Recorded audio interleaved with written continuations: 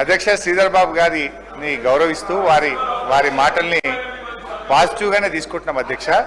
మా ప్రయత్నం ఏదన్నా ఉందంటే ప్రభుత్వం యొక్క దృష్టి ఆకర్షించాలి, గౌరవనీయులు బట్టి విక్రమార్క గారి దృష్టిని ఆకర్షిస్తే ఏదైనా కొత్త పేదలకు, దళితులకు, గిరిజనులకు లాభమవుతుందనే తాపత్రయం తప్ప మిమ్మల్ని ఏదో విమర్శిస్తే మాకేదో వస్తుందనేది ఏం లేదు అధ్యక్ష. అధ్యక్ష, ఇప్పుడు పోయిన బడ్జెట్లో ఎస్సీ ఎస్టీలకు ఇల్లు కట్టడానికి ₹1,00,000 ఎక్కువ ఇస్తామన్నారు, ఈ బడ్జెట్లో తీసేసిండ్రు. మా తన్లాట ఏంది?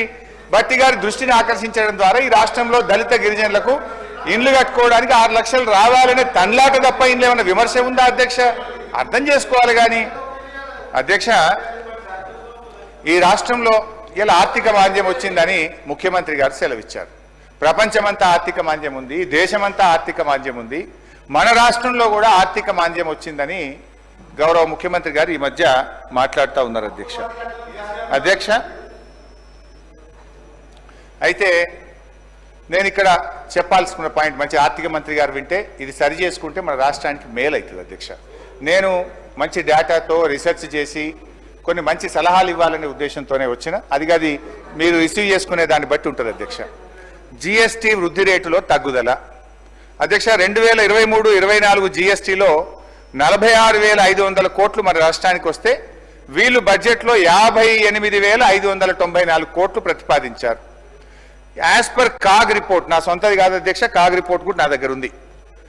కాగ్ రిపోర్ట్ ప్రకారంగా గత 11 నెలల్లో మన రాష్ట్ర జిఎస్టీ వృద్ధి రేటు కేవలం 5.5% మాత్రమే. మీరు పెట్టుకున్నదేమో 20%. కాగ్ రిపోర్ట్ ప్రకారంగా జిఎస్టీ వృద్ధి రేటు 5.5%.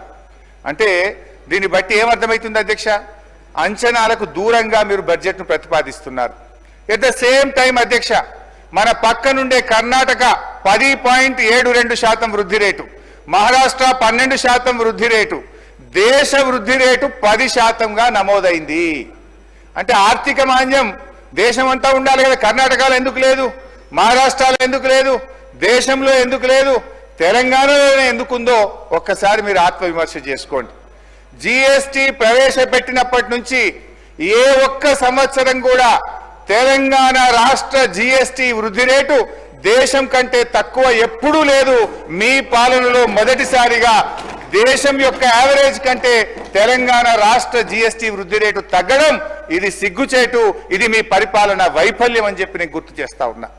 రెండవది స్టాంప్స్ అండ్ రిజిస్ట్రేషన్. బీఆర్ఎస్ పాలనలో స్టాంప్స్ అండ్ రిజిస్ట్రేషన్ ఆదాయం ఇయర్ ఆన్ ఇయర్ పెరిగింది అధ్యక్ష. పెద్ద నోట్ల రద్దు, కరోనా వంటి ఆర్థిక ఉత్పాతాలను కూడా తట్టుకొని మేము ఆదాయం పెంచి చూపించాం. 2014-15 మా ప్రభుత్వం వచ్చిన మొదటి సంవత్సరంలో స్టాంప్స్ అండ్ రిజిస్ట్రేషన్ ఆదాయం 2,822 కోట్లు అధ్యక్ష. 2023-24 నాటికి మేము దిగిపోయే సంవత్సరానికి 14,588 కోట్లకు పెరిగింది. Average aggregate growth rate 25.62%. ఇది కేసీఆర్ గారి పరిపాలనపై సృష్టించిన పాజిటివ్ వైబ్రేషన్ వల్ల ఇది సాధ్యమైంది అధ్యక్ష. కాంగ్రెస్ అధికారంలో వచ్చిన తర్వాత 24-25 సంవత్సరంలో బట్టి గారి బడ్జెట్ ప్రతిపాదనలో 18,244 కోట్లు వస్తుందని అంచనా వేశారు. అయితే అధ్యక్ష, ఇప్పుడు మార్చిలో ఉన్నాం. గత 11 నెలల్లో ఈ రాష్ట్రానికి వచ్చిన స్టాంప్స్ అండ్ రిజిస్ట్రేషన్ ఆదాయం 12,867 కోట్లు మాత్రమే. ఈ నెల కలుపుకున్న అది 14,000 కోట్లు దాటదు. అంటే ఏమైంది అధ్యక్ష? పోయిన సంవత్సరం బీఆర్ఎస్ పాలనలో వచ్చిన దానికంటే కూడా స్టాంప్స్ అండ్ రిజిస్ట్రేషన్ లో తక్కువ ఆదాయం వస్తుంది, నెగటివ్ గ్రోత్ రేటు నమోదైంది. మీ అంచనాల కంటే దాదాపు 4,000 కోట్ల రూపాయలు ఇవాళ ఆదాయం తగ్గిందంటే మీ అంచనాలు తప్పినాయి, మీ పాలనలో ఎక్కడో లోపం ఉంది. ఒక్కసారి ఆత్మవిమర్శ చేసుకోండి అని చెప్పి మనవి చేస్తా ఉన్నా. ఎట్ ద సేమ్ టైం అధ్యక్ష, పక్కనుండే రాష్ట్రాలు కూడా ఒకసారి చూస్తే తమిళనాడు వాళ్ళ అంచనాల్లో 90% రీచ్ అయింది, మహారాష్ట్ర 93% రీచ్ అయింది, కర్ణాటక 85% రీచ్ అయింది. కానీ తెలంగాణకు వచ్చేసరికి అంచనాల్లో 77% మాత్రమే రీచ్ అయ్యాం. అంటే ఆర్థిక మాంద్యం ప్రపంచంలో లేదు, దేశంలో లేదు, మీ బుద్ధి మాంద్యం ఉన్నది, మీ ఆలోచనలో మాంద్యం ఉన్నది అనేది మీరు అర్థం చేసుకోవాల్సినటువంటి అవసరం ఉంది అధ్యక్ష.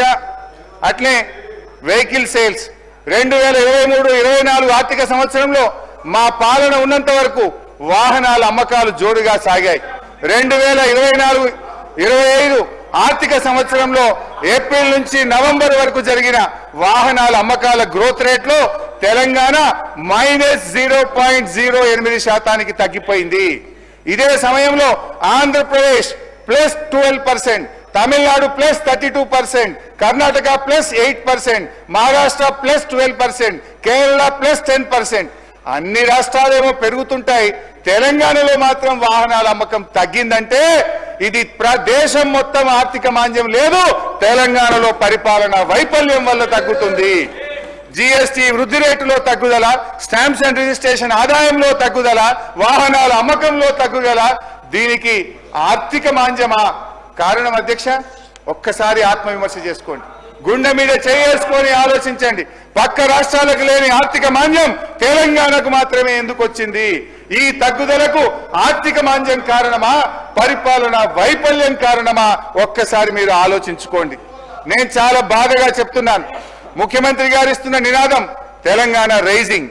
వేర్ ఈజ్ ఇట్ రైజింగ్ అధ్యక్ష? Where is it rising? I'm asking అధ్యక్ష.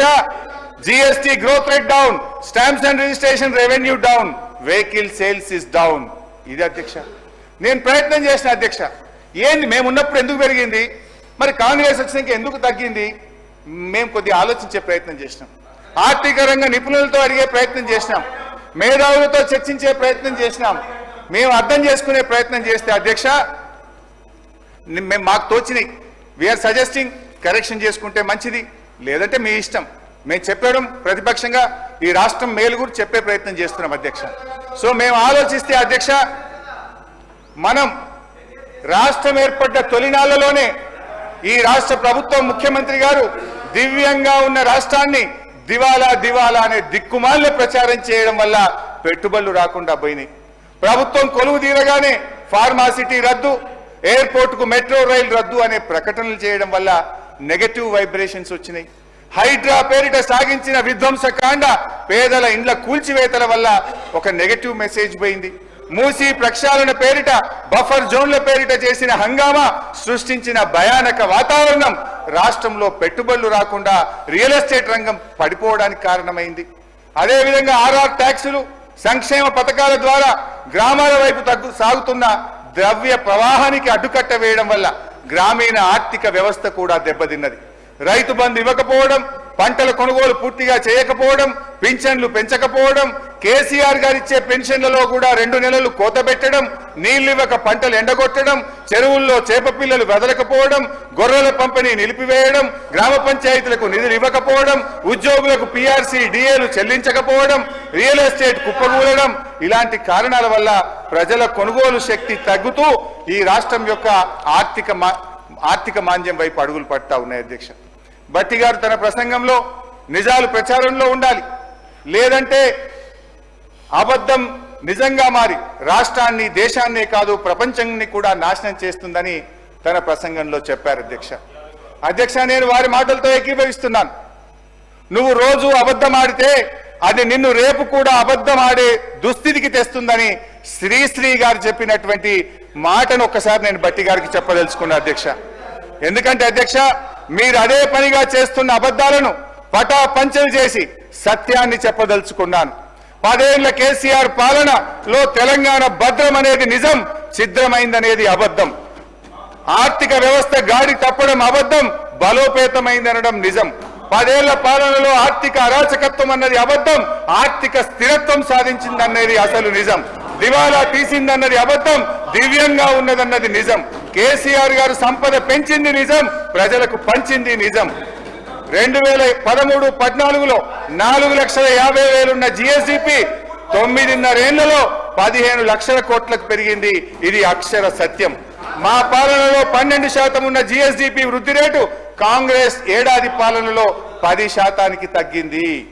1,24,000 కోట్లున్న తలసరి ఆదాయం 3,56,000 కోట్లకు పెరిగింది. ఇది మీరు కూడా ఒప్పుకొని చెప్పుతున్న సత్యం అధ్యక్ష. మా పాలనలో 12.4% ఉన్న తలసరి ఆదాయ వృద్ధి రేటు మీ ఏడాది పాలనలో 9.6% తగ్గింది. హరీష్ రావు గారు, మీరు మాట్లాడుతూ బుద్ధి మాధ్యం అని ఒక పదాన్ని యూజ్ చేశారు. ఆలోచన విధానంలో బుద్ధిమాంద్యం అనేది తప్ప సార్ ఇది సార్ సభ హుందాతనాన్ని సార్ ఒక్క మాట సార్ ఒక్క మాట సార్ స్పీకర్ సార్ సభ హుందాతనాన్ని తక్కువ చేస్తారు. సార్ నేను ఒక్క మాట అంటే సార్ సీనియర్ మీరు ఏమనుకోకపోతే ఒక్క మాట అంటే సార్ దయించి వినండి. నేను ఒక మాట అంటే ముఖ్యమంత్రి గారు సభానాయకుడు అక్కడి నుంచి నిలబడి బట్టలు ఊడదీసి కొడతా బట్టలిప్పి ఊరేగిస్తాని సభానాయకుడు అక్కడి నుంచి మాట్లాడితే మీరు ఎందుకో వారికి చెప్పకపోతే అధ్యక్ష. నేను బుద్ధిమాంద్యం అంటే మీ ఆలోచన విధానంలో తప్పు ఉంది అన్న. ఇది తప్పైతుందా అధ్యక్ష? అది వారి విజ్ఞతకు వదిలేస్తుంది.